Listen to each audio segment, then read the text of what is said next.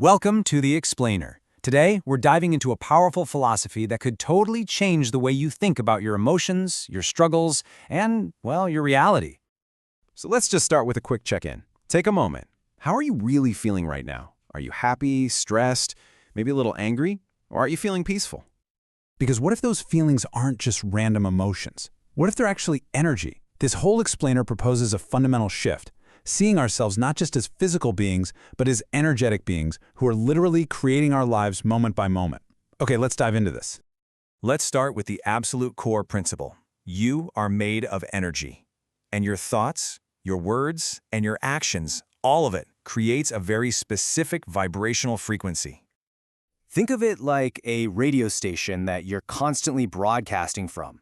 The frequency you're on, the energy you're putting out, well, that's what determines the reality you get to experience.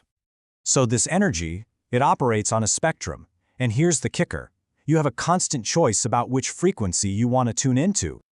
The source material really separates all emotions into two basic categories. You've got your higher energies that lift you up, things like love and joy that lead to a meaningful life. And then you have the lower energies, which, they weigh you down and can potentially lead to poor choices and even illness.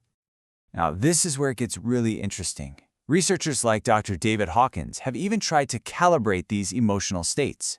And as you can see, emotions like peace and love calibrate at these super high energy levels, while things like anger, fear, or guilt are way down at the bottom. It shows a measurable, tangible difference between them. So if we can just choose these higher energies, why is there so much suffering in the world? It's a great question, right? And the philosophy we're exploring reframes this whole thing completely. Just imagine trying to understand the concept of hot without ever feeling something cold. It's impossible. The source suggests that life on Earth is kind of like a school. We actually need contrast to truly learn and to make choices. And it's the same with our feelings. I mean, how can we freely and consciously choose love or peace or joy if we've never experienced what they're not? So in this view, challenges aren't some kind of punishment. They're actually part of the curriculum. They're designed for our growth. And this leads to a pretty surprising idea that the most difficult people in our lives, they might actually be our greatest teachers in disguise. They're providing that friction, that contrast, that helps us define what we really want to be.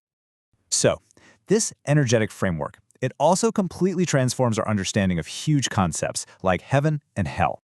The source material argues that heaven and hell aren't these places you go to after you die. Nope, they are states of being that we are creating and literally living in every single day, just based on the vibrational frequency we choose to hold.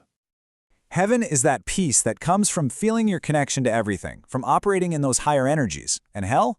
Well, hell is just the suffering that comes from feeling separate, fearful, and powerless. It's a state we create with lower energies.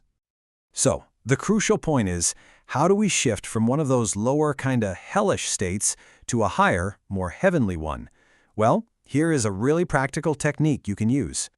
It's a 3-step visualization to release those heavy lower energies of blame and resentment, which the source compares to carrying a millstone around your neck. First, you express forgiveness to another person. Then you imagine them forgiving you. And finally, the most important step, you forgive yourself. It's about consciously releasing that weight. Okay, finally, let's zoom all the way out to the ultimate perspective this philosophy has to offer. The source suggests we think of this whole earthly experience as a kind of virtual reality game. I know, it sounds a little out there, but it feels incredibly real, and the stakes seem super high, but it's all designed to be a safe, meaningful adventure for our soul's growth. As the spiritual teacher Ram Dass put it, our current reality is just one level of awareness. And that perspective really invites us to hold our challenges maybe just a little more lightly.